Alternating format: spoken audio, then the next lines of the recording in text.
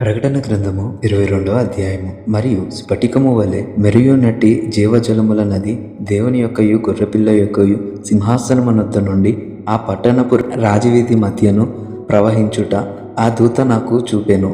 ఆ నది యొక్క ఈవలను ఆవలను జీవవృక్షముండెను. అది నెల నెలకు ఫలించు 12 కాపులు కాయుచు ఆ వృక్షము యొక్క ఆకులు జనములను స్వస్థపరచుటకే వినియోగించును. ఇక మీదట శాపగ్రస్తమైనదేదియు దానిలో ఉండదు. దేవుని యొక్కయు గొర్రెపిల్ల యొక్కయు సింహాసనము దానిలో ఉండును. ఆయన దాసులు ఆయనను సేవించుచు ఆయన ముఖదర్శనము చేయుచుందురు.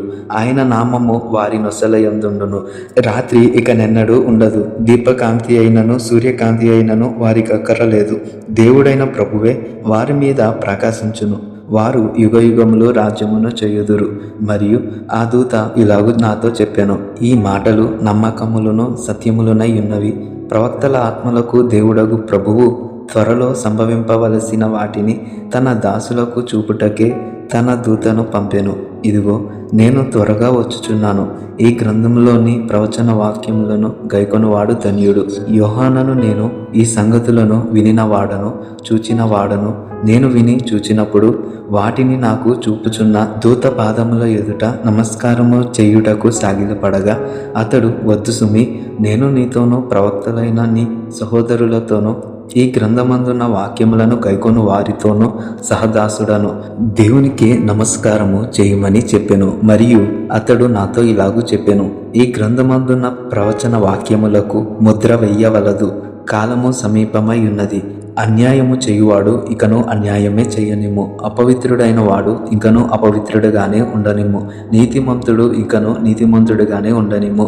పరిశుద్ధుడు ఇంకను పరిశుద్ధుడుగానే ఉండనిమ్ము. ఇదిగో త్వరగా వచ్చుచున్నాను. వాని క్రియ చొప్పున ప్రతి వానికి ఇచ్చుటకు నేను సిద్ధపరిచిన జీతము నా యొద్ద ఉన్నది.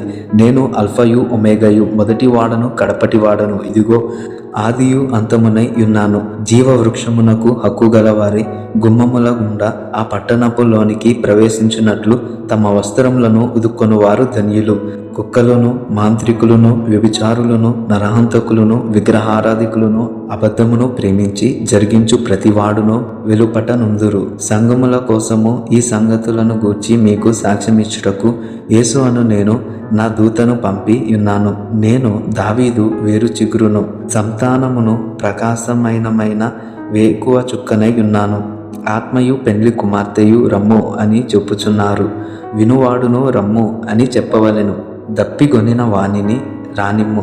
ఇచ్చయించు వానిని జీవజలమును ఉచితముగా పుచ్చుకొన నిమ్ము.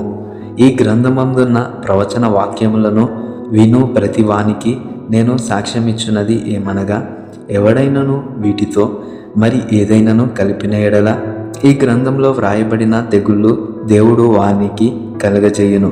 ఎవడైనను ఈ ప్రవచన గ్రంథమందున వాక్యములలో ఏదైనాను తీసివేసిన ఎడల దేవుడు ఈ గ్రంథంలో వ్రాయబడిన జీవవృక్షములోను పరిశుద్ధ పట్టణములోను వానికి పాలు లేకుండా చెయ్యును. ఈ సంగతులను గూర్చి సాక్ష్యమిచ్చువాడు అవును, త్వరగా వచ్చుచున్నానని చెప్పుచున్నాడు. ఆమెన్. ప్రభువైన యేసు రమ్ము. ప్రభువైన యేసు కృప పరిశుద్ధులకు తోడయుండును గాక. ఆమెన్.